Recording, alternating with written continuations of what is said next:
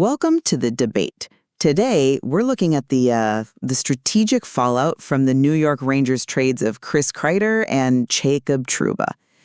You see the Rangers struggling right now 16-14-4, while Anaheim is flying high with both those guys. So the question is this: was trading them a necessary move to retool for the future, or was it just a massive overcorrection that's costing them right now? I'm going to argue that these moves were strategically necessary.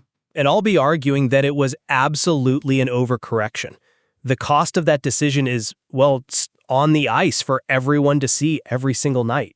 Okay, but the logic behind these trades, it was all about GM Drury's mandate. It was simple: get younger and, maybe more importantly, clear out significant cap space. This wasn't really a judgment on Kreider or Trouba as players today. It was about fixing systemic issues. The defensive lapses, the scoring that just disappeared after the top line. They had to give themselves some room to breathe for the long term, especially with guys like K'Andre Miller and Lafreniere needing new deals next season. You have to look past the current standings and see the future structural health of the team. I respect the focus on the future, I do, but the present is happening now. And the immediate consequences, an offense that's just anemic. I think this was an emotional reaction to a bad slump last year. I mean, the Rangers are averaging, 2.59 goals per game. It's just not enough. And then you look at Kreider and Anaheim, 13 goals, 21 points in 29 games. That production would make him the second leading scorer on this Rangers team right now. And it's not just him. Trouba is giving Anaheim the exact stability on the blue line that New York is missing. He's logging heavy minutes. He's a plus 14. They traded away the very production and defensive certainty that they desperately need today. I see why you're hitting on that production. I do.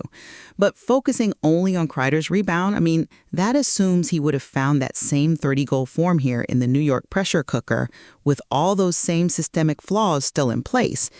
The goal was to balance the roster. The Ducks are winning because they plugged in motivated vets into a structure that was already rising. The Rangers are still trying to build that structure by, leaning on their youth. We knew there would be these punishing growing pains. We accepted that because the cap space was more valuable than the, let's say, unpredictable value of veterans on those contracts. And that right there, that reliance on raw potential is my whole problem. Kreider's performance proves his value wasn't gone. The uncomfortable truth might just be that they should have kept him and weathered the storm.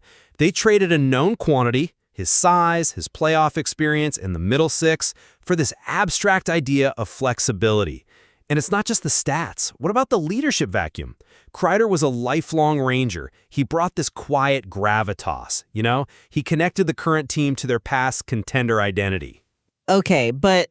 And look at Trouba. His success in Anaheim tells you so much about the New York environment. Over there, he's just a high-impact, minute-munching defenseman, a physical, stabilizing presence. He's been stripped of all the pressure, the whole captaincy circus, that frankly may have hurt his game here.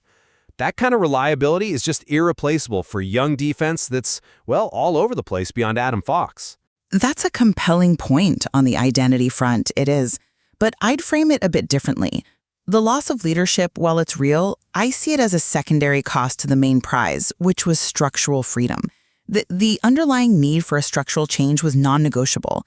Keeping expensive veterans who were part of that expensive, mediocre core would have just kept them spinning their wheels, unable to actually contend.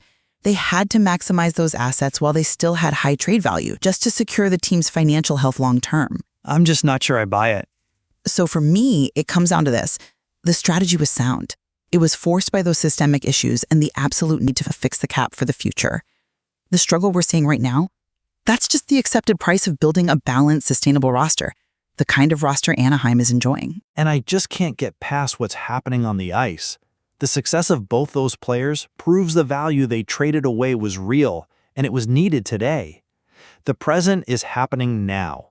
The team sacrificed way too much certainty, too much production, for a future payoff that is still, completely uncertain. I suppose the full complexity here means you have to acknowledge both sides.